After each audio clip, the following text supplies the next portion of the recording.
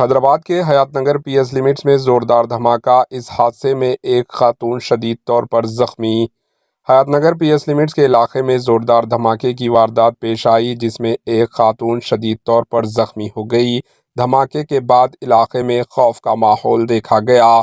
بتایا گیا ہے کہ کچرا جلاتے وقت بلاسٹ ہوا ہے، جس میں ایک خاتون شدید طور پر زخمی ہو گئی ہے، جسے اسپتال منتقل کیا گیا، جس کی شناخت شانتما کے طور پر کی گئی۔ شانتما کی حالت سیریس بتلائی گئی۔ Bureau report, H N news.